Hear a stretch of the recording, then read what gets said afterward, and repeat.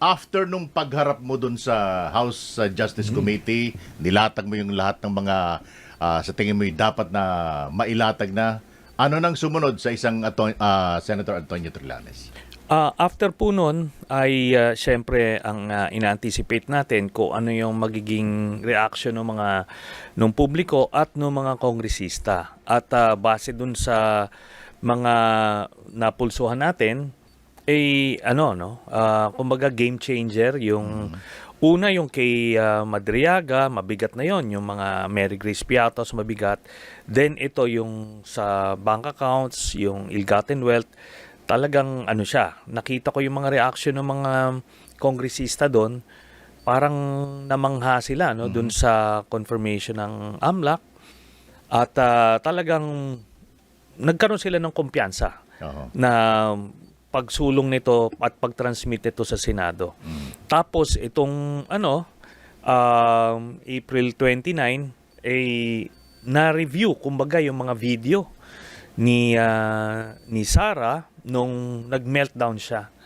At alam niyo yung video na yon, maaring yung mga those involved sa politika at kayong mga naka-expose sa media, sa news, nakita nyo yon, pero karamihan ng mga kababayan natin hindi napanood yon. Kaya maganda nang napaulit-ulit na nilalabas yon. Nabanggit mo na rin lang si Madriaga. Pwede ba nating ikumpara ang isang Senator Trillanes kay Ramil Madriaga pagdating doon sa kung anong mga nalalaman sa pinagagagawa ng mga Duterte? Ito kasi si Ramil Madriaga, kung titignan mo siya, yung mga skeptics, yung mga neutral observers, parang ito, paano ka nasa loob, di ba? Pero nung lumabas yung mga mga pictures na nakita namin na nandoon talaga sa loob ng grupo. Tapos most importantly, kilala niya si Colonel Nolasco na binibigyan ng pera doon sa confidential funds. So kilala niya, kaibigan niya. So nandoon siya sa pwesto na pwede niyang magawa yung mga sinasabi niyang ginawa niya. Importante po yun. So, yun sa kanya po kasi, whistleblower siya, insider siya. Yung sa akin naman pong mga revelasyon, through naging repository ng information, nag-imbestiga. So, magkaiba yung pinanggagalingan namin. Pero I believe parehas mabigat. So kahit magkaiba yung pinanggalingan nyo, pag pinagbangga yung dalawa na yan, mas matibay yung ebidensya. Opo. At sa tingin ko, pag titignan nyo lahat yung naipresenta during the impeachment hearings, mabigat lahat. Unang article kasi yung betrayal of public trust, yung dun sa yung pagkatao ni Sara nung sinabi niyang nakakuha siya ng mercenaryong papatay kay Presidente, kay First Lady, tsaka kay dating Speaker. Yun palang krimen yun. Pero the way she said it, makita mo talagang merong puot, may tama yun ang naging problema doon. Tapos, yung before that, yung sinabi niyang pupugutan niya si President Marcos, na dahil lang dun sa isang bagay yung relo na pinag-usapan. Sa graduation. Sa graduation ng gigil daw siya, pupugutan niya ng ulo. Tapos gusto niyang hukayin yung bangkay ni President Marcos Sr. tapos itapon sa West Philippine Sea. Makita mo yung psychological imbalance. And remember, ang pinag-usapan dito, fitness to hold public office, specifically the vice presidency. Dito mo makikita na hindi talaga to pwede. Tapos worse, kung by some, God forbid, magkaroon ng sitwasyon na kailangan niya mag-assume as president, biruin mo yung power ng presidency, ibibigay mo sa kamay ng isang Sara Duterte. Alam mo nga, aabusuhin niya ito. Imi-misuse niya ito. No, pero may pasabi na siya na hindi siya nababother kung siya man ay matanggal bilang Vice President. Pero nandoon pa rin yung nauna niyang deklarasyon na interesado siya maging presidente sa 2028. May kasabihan po dyan, ang tawag dyan yung tulak ng bibig, kabig ng dibdib. ganun sila na tipong parang alam niyo yung mayabang na wala akong pakialam dyan, di ako interesado dyan, ganyan. Ganyan din si Digong nun. Oo. Hindi ko naman, ayoko naman magpresidente, ganito, ganyan. Pero, and yet, while they are in power, talagang lasap na lasap nila kung paano mag-abuso ng kapangyarihan. Nakita nyo paano mag-power trip, paano. Basta't iba itong pamilyang ito. Pinofile namin ito closely, kaya buti na lang at ito lumalabas na nga. Pero itong sa pagpapatuloy nga ng impeachment, ito kaya yung nakikita ng solusyon? Parang matigil na yung mga nakikita nyo noon pa? Most importantly, Sandro, itong impeachment kasi, this is an accountability mechanism. Hindi ito politika, hindi ito para pigilan kung sino-sino. But pag kami ginawa kang krimen, kailangan ka managot. Yung mga kababayan natin, pagka gumawa sila ng krimen, nananagot sa public officials, makita mo may graft case na 100,000 nakukulong. Dito, daang-daang milyon yung ninakaw. So, yun. Tapos, ito ngang, yung ginawa niyang pag-threaten sa presidente, alam niyo sa US kung gawin niya yon, talagang dinukot na siya ora mismo ng Right there and then, right then and there. So, kung dudukutin na yan ng Secret Service. Kasi iba talaga yung pagka hindi ordinaryong tao yung pinagbantaan niya. Presidente ng Pilipinas, First Lady, Speaker of the House. So, political leadership yan. So, merong anggulo ng terorismo yan. So, yun ang isang mabigat. Then, itong corruption. Yung na-discovering mga bilyong-bilyong pera na nasa bank accounts nila, ito, salungat ito doon sa project nila na simple silang mga tao. Yun po. Alam mo, mabait pa Pilipinas Oo, kasi yung binabagit ni Senator Trillanes na kung sa US, dinukutan ng Secret Service yan. Matatandaan mo dati, di ba? Nung panahon ng dating Pangulong Duterte, merong nagsalita against sa Pangulong Duterte. Di ba, parang bumilang lang yata. Bumilang na, dinampot ka agad. Talagang dinampot nila. Kasi ganun talaga. Kaya nga bawal ka magbanta, mag-threaten sa presidente ng Pilipinas. At for that matter, sa iba't ibang bansa, ganun din yung patakaran nila. Pero ito, hinayaan lang Di ba? Kaya nga, ito na yung pananagot niya doon kasi napalagpas yun noon, nung nangyari yan, pero ngayon, kailangan niya managot. Tulad din ng sinasabi ng kampo ni VP Sara Duterte na parang fascinated daw kayo kasi yung ebidensya na inilabas nyo nung kayo'y humarap, 10 years ago pa daw yun. Pero ito po yan, continuing crime kasi yan. Tapos, kaya nga kaakibat nito yung betrayal of public trust Kasi nagtiwala sila kay Sara thinking na maayos siya. Pero ito ngayon, lumalabas na siya ay kurakot, siya ay tumatanggap sa pera mula sa illegal na droga ito, mabigat ito.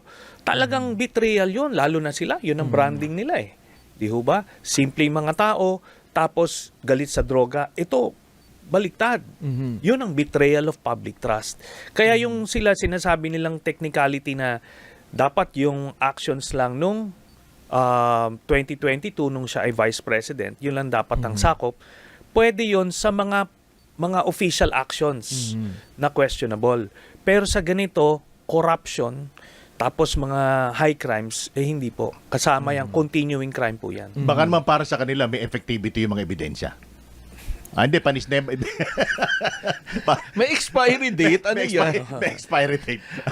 Yun po for sure yan po ang gagamitin na estratehiya ng depensa na kailangan ang ebidensya lang yung simula 2022 hanggang present.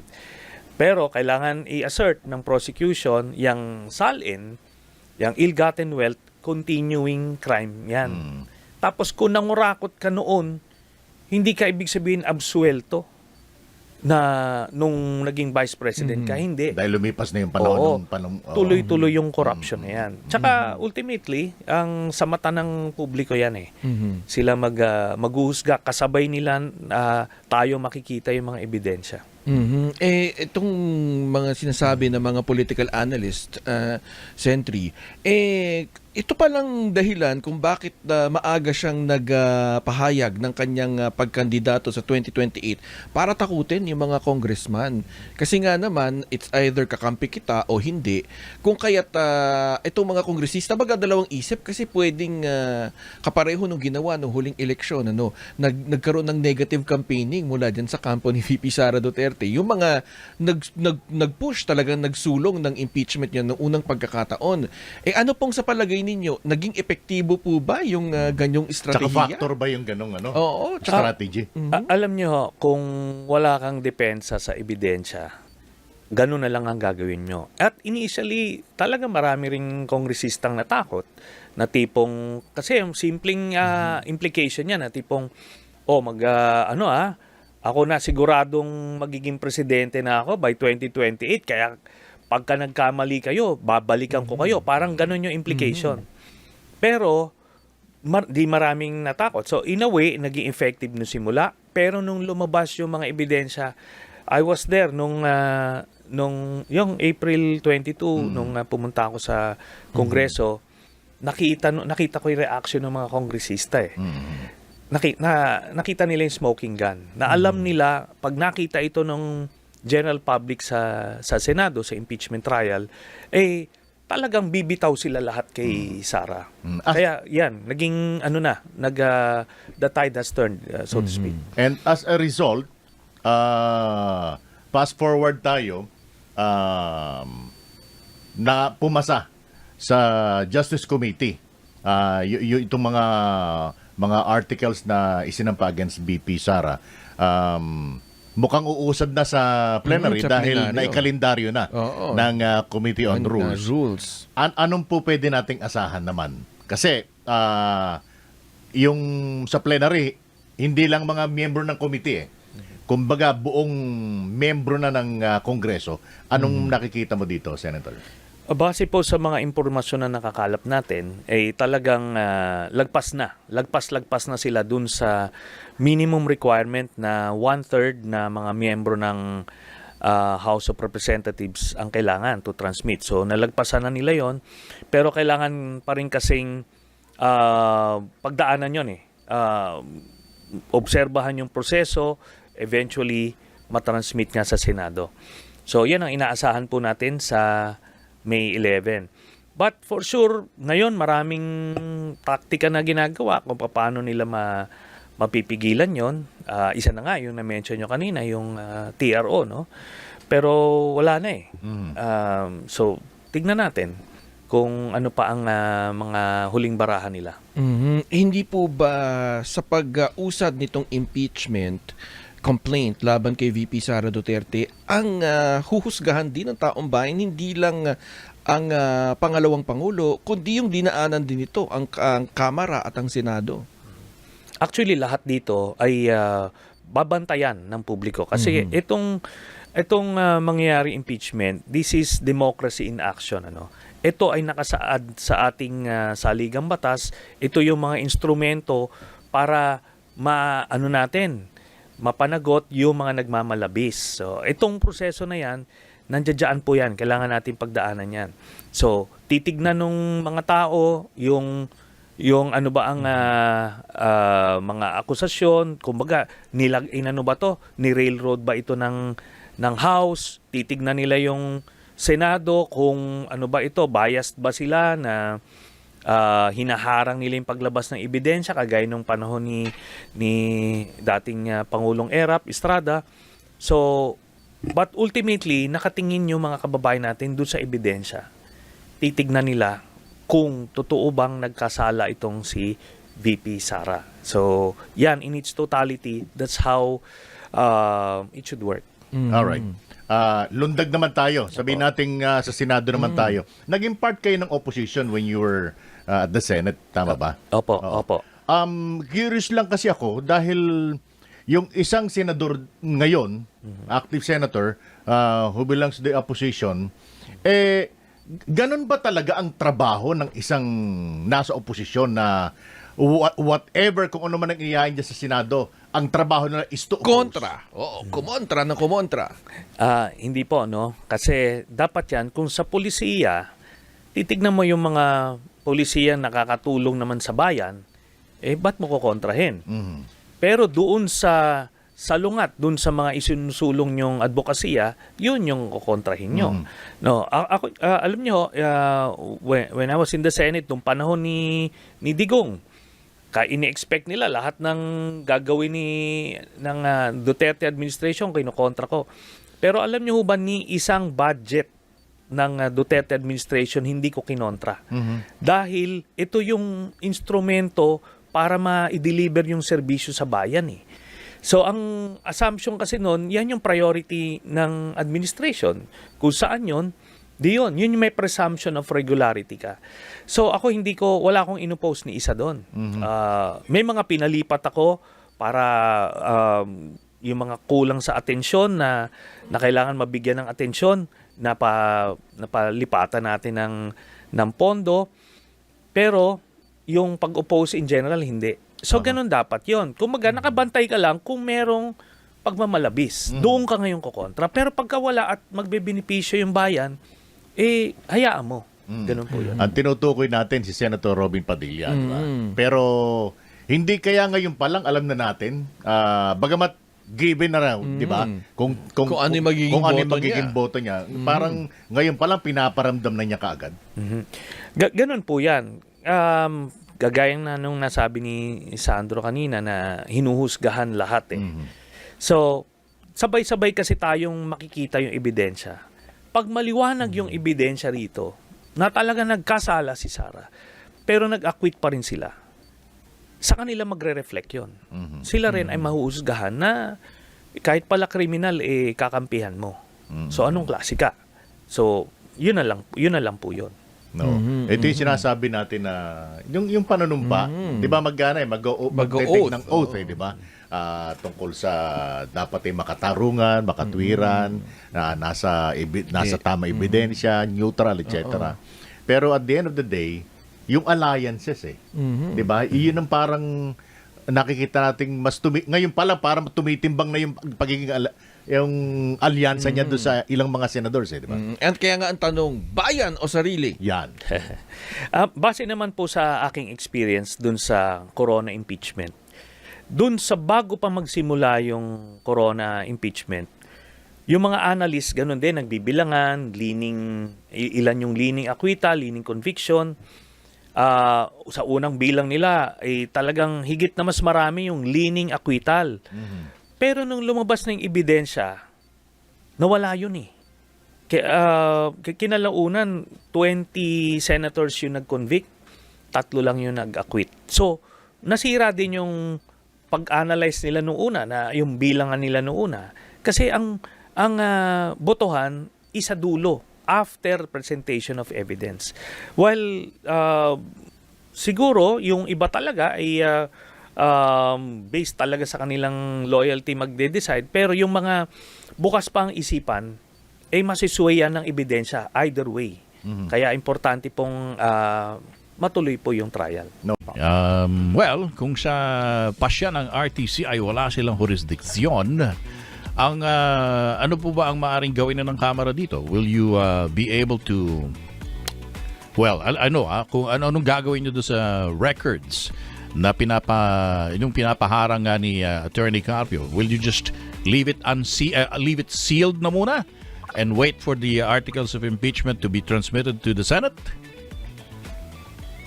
Tapos na po yung ating pag-hearing Yeah. sa Committee on Justice. Kaya po sa Lunes po, inaasahan po natin na kami po ito po tatalakayin na sa plenaryo kung saan kami po ay magbobotohan na rin. Opo. Insofar as yung mga documents na tinransmit po sa amin, ito po ay bubuksan o tatalakayin na lamang po sa pagdating po neto sa Senado, sa hearing proper na po. Sige. So wala na hong opportunity for other members of the plenary to move na kailangan makita din nila yung tax records before magkaroon ng botohan. Opo, dahil ito po sinara na yung aming pagdidebate, susuri o tatanong ng mga clarificatory questions. Okay. So iiwan na so ang pagdedesisyon na lang po talaga ay yung articles of impeachment at kung ililipat na. Wala na po silang any right to ask any questions regarding doon sa mga ebidensyang ipinresenta sa Justice Committee. Sa pagdating po kasi sa plenaryo, sila po ibibigyan ng pagkakataon na magtanong o meron po sila mga nais linawin. Kaya yung hapag naman po ay ibibigyan po ng opportunity, hindi lamang po mga miyembro ng Committee on Justice, bagkus pati mga iba pong miyembro na hindi naman po kasama sa aming committee. Okay. Meron ho ba kayong agam-agam, Kong Joel, no, na magiging futile exercise ito pong gagawing plenary vote kung ang sa mga panig po ng Senado ay meron pong desididong harangin yung pag-convene nila as an impeachment court? Alam po ninyo, ito pong trabaho namin ay ginagawa namin bilang aming constitutional mandate. Yeah. Kaya inaasahan po namin na ang Senado ganun din ang gagawin. At ako po naniniwala na ito po ay magiging pananagutan po ng bawat isa sa amin sa mga mamamayang Pilipino. Yeah. Well, meron kasing mga nagsasabi na maari pa daw pagbotohan eh. 'Di ba? Narinig mo ba 'yon, partner? Maari daw pagbotohan pa daw ng mga senador na kung papayag sila to convene as an impeachment court. Pero may mga nagsasabi, like si Kong Sheljok, na nasabi niya na hindi na pwedeng pagbotohan yun dahil mandato na ng Senado yun under the Constitution. So, malinaw din ho sa inyo yun, Kong Joel, na wala na hong choice yung mga senador but to convene themselves.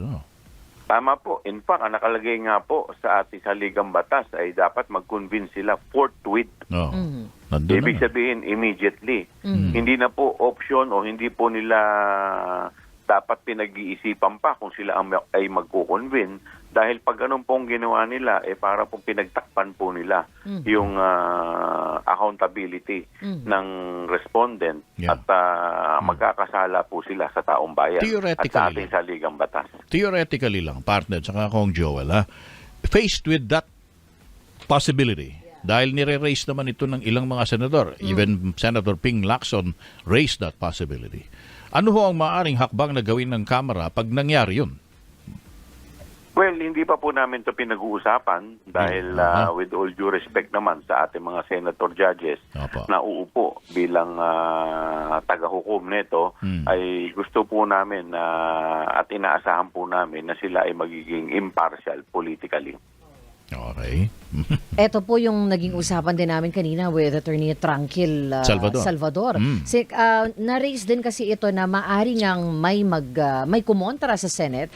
At sino pero hindi po kasi dahil nga gray area pa ito, sino ba ang dapat magdesisyon dito? Because if hindi sila magko-convene, yun nga. If hindi sila magko-convene as an impeachment court, they are basically tinatalikuran nila yung kanilang yung kanilang trabaho, 'di ba, bilang mga senator judges. Hindi lang po trabaho ang kanilang tinatalikuran, ang sinumpaang ang kanilang oath of office. Na sila ay susunod sa ating saligang batas. Oho. Kaso di po ba, sino po ba ang dapat na magbigay ng final say that we shall convene as an impeachment court? Is it the Senate President po ba? Ito po ay dapat pag-usapan ng mga senador. Liderato. Alam po ninyo, nakakalungkot kasi ay siguro sa ngayon ayaw naman po natin masyado mag-conclude o ayaw natin pangunahan. Dahil unang-una, napakahirap po magsalita dahil sila po yung uupong senator judges at kami naman po kung sakasakali po ay uupo naman po na prosecutor. Yung pong balik po tayo dun sa naging pasya ng Quezon City RTC Branch 81, no? Ang sinasabi lang po nila ay wala po silang jurisdiction dun sa hiling ni Attorney Mans Carpio na magkaroon ng writ of preliminary injunction. So, malinaw po na hindi maaaring makialam ang mga korte sa isang bagay na tinatalakay sa loob ng legislatura. Ito po kasing impeachment ay tinatawag nga po nating sui generis. Ibig sabihin po niya namumukod tangi. Opo. So ang may exclusive power para po mag-initiate ng impeachment ay walang iba kung hindi ang House. Kamara. Ang ating saligang batas lamang po nagsasabi niyan. Ngayon, may pagkakataon po na pinapayagan na manghimasok ang judiciary. Ito po ay kung mayroong maipapakita na may grave abuse of discretion. Okay. Yung simpleng abuse of discretion lamang ay hindi pa rin po sapat para ito po ay pakialaman ng judiciary. Ang kinakailangan po ay grave abuse. Ibig sabihin, malala ang pang-aabuso. Yes, yes. So, Kasama din po sa ruling ng RTC, sir, no? Nakalagay sa ruling na dapat ay RTC Judicial Notice of News Reports and YouTube videos related to House hearings, dahil sinabi po din, no, na maaring kasuhan ang mga media at kung sino man ang nag-report ng mga laman ng investigasyon natin. Pero pang-clarify lang din po, Kong Joel, no, ang pwede lang po bang ilabas ng media ay kung ano ang lumabas doon sa inyong hearings. We cannot ask for copies nung mga, let's say, yung AMLAC report or kung ano man yung ipapasok ninyo as documentary evidences? Kasi po, meron po tayong binabanggit na bank secrecy law. Doon po kasi sa bank secrecy law, hindi po ito absolute. Ang pinapayagan lamang po dito ay yung mga pagdating po sa impeachment proceeding. So malamang yun po yung binabanggit po nila. Kasi po, kung iba po maglalabas at wala namang labas po sa impeachment proceeding, pwede po kayong makasuhan ng bank secrecy law. At saka ito nga, partner, no, sa ruling ng RTC, kanila pong binigyan din na yung petisyon na hinihain po ni Attorney Carpio ay mas nararapat daw na sa Korte Suprema inihain. So, maaring may, kumbaga parang advice pa sa panig nila Attorney Carpio na dapat hindi kayo lumapit sa amin. Dapat diniretso na lang yun sa Korte Suprema. So, inaasahan nyo, Kong Joel, na baka nga ganun ang gagawin ng panig ni Attorney Carpio. Pwede po. Pero ako po'y naniniwala na wala pa rin po itong magiging legal basis. Tatalo naman ako dun sa feels nyo po, Kong Joel, dun sa inyong mga kasama. May mga nagsabi na baka 180 or mga 200 plus na maaring bumoto nga po in favor of raising it to the Senate, to finally raise it sa Senado. Ano po yung nakikita ninyo, Kong Joel? Makakabuo po ba tayo ng 106 votes?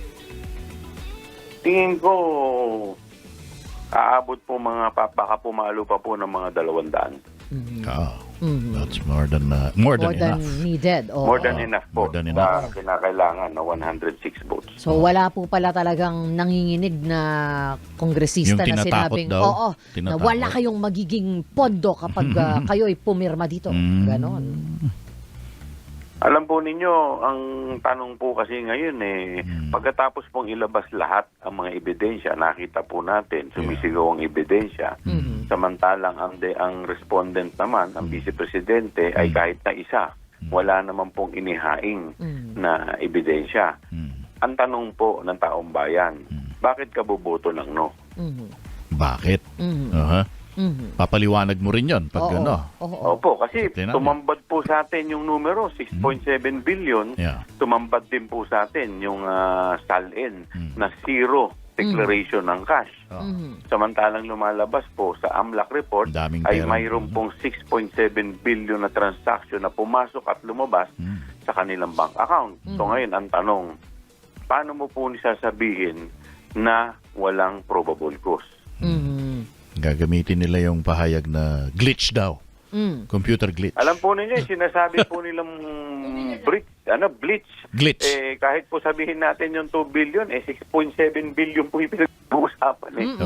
2 million lang ba, partner? 2 million, 4 million daw pag nilabas. Paano po yung 4 billion? Paano po yung 4.7 billion? Malaki pa rin yung difference, Kong Joel. Kahit sabihin na po natin yung buong salin niya na 88 million, sabihin na natin, isama na po natin dyan. Napakalayo po ng numero. At hindi po talaga maipaliwanag. Kaya nga tama din yung sinabi ni Kong Joel. Hindi lang to bleach. Na bleach. Lilinisin. Saka hindi lang po yan, alam po ninyo, lahat po na sinasabi nila, hindi naman po yan hindi naman po nila ipinresenta sa committee. Hindi nga.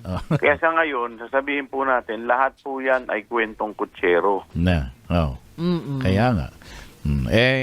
Sige nga, pagka ganyan meron pa palang tanong kanina, napanood ko lang kasi Kong Joel, yung mga interview sa umaga na ang tanong 106 ang boto na kailangan para sa plenaryo maipasa na yung articles of impeachment sa Senado. 106, paano daw kung sa boto mas lamang daw yung mga no o hindi pumabor? Kunwari, 106, naabot nyo. Pero merong 107 na sinabing oo nga. ayaw namin. Ayaw nila. Yung Marioria sabi, ayaw namin Bakit kayong masusunod? 106 lang kayo. Bakit nga ba ganon? Ang sinasabi po kasi sa ating saligang batas, ang kinakailangan na boto lamang ay 1/3 vote. Ayun, hindi majority So, vote. ang kailangan po, 1/3. Pag naka 1/3 po, ay Matik yan. i-endorse na po to sa Senado. Anything less than 1/3, dismiss ang kaso. Dismiss. Parang yung sa US lang din pala to, collegial vote sila, no? Hindi popular vote. Kasi nga, meron mga nangangatwiran pa, partner. May punto naman yun. Na kinakailangan daw masunod yung nakararami. Kung nakararami daw yung no, bakit yung masusunod yung 106 lang? Yun ang nakasaad nga sa ligang batas. Yes, ano pang babanggain? Pwede pong gawin natin yan, pero baguhin po muna natin yung ating saligang batas. amyandahan nyo muna. Tapos may isa pang tanong. Medyo nakakapag-isip ka din, Kasi parang chicken and egg situation daw. Paano daw, pag dumating sa Senado, na magde-decide sila na ayaw nila na tanggapin yung articles of impeachment kung hindi pa sila makapag-convene as an impeachment court? Dapat daw, mag-convene ka muna as an impeachment court bago mo tanggihan yung articles of impeachment. So, alin na mauuna? Tatanggi ka muna or kailangan mag-convene ka? So, madedefeat yung purpose na sinasabi ng iba na ayaw namin mag-convene. Pag hindi ka nag-convene, paano mo tatanggihan yung articles of impeachment? Di ba, Kong Joel? Tama po. Ang hirap nung, di ba yung Argument logic? nila. Yung logic Yes. parang alin ba mauuna, di ba? Hindi ka pwedeng kumilos. Siguro, kasi diba? po pag nag-convene po sila Yeah. ng as impeachment court, ibig sabihin po nun ay tinanggap na po nila. So yan, malamang po, ang gagawin po nila dyan, pagdidibatihan muna nila habang hindi pa po sila nagko-convene as impeachment court. Pwede ba yun? So they will convene as a Senate lang to debate As on a that? Senate. Oo. Opo. Kasi po, pag nag-convene na po sila as impeachment court, ang susunod na po mangyayari niyan, tatanggapin na po nila kami Correct. as prosecutor. Matic na yun Oo. So, parang ang feeling ko mafo-force to good sila dito Diba? Hindi sila pwedeng tumanggi. Kasi trabaho naman nila talaga yun. Gusto nilang baguhin yung yung rules. Kaya pag-usapan na talaga yan, Tito Sen, para masolusyonan na talaga. Dahil Yeah, tinrabaho na nila Kong Joel to Nagko-caucus naman daw sila. Oo. So anyway, Monday po, Kong Joel, ano oras po magbubukas ang plenar? Alas 3 po. Alas 3 po. And then, if marami po ang gustong magtanong, Magsalita. maaari pong hanggang hating gabi ito. Tama po kayo. Pwede po yan. Entertain po yan. Napasimangot tuloy yung mga kasama namin dito dahil mapupuyat sila. Para ako, ang daming ano din talaga dyan, Kong Joel. Agahan nyo naman, mga 9 o'clock, ganyan, Hindi pwede. para dumami yung... Kasi madami tayong panahon para makinig. Pero hindi. Diba? 3 o'clock Oo. talaga ang start ng 3 regular o'clock, session. matagal pa naman talaga. Yes,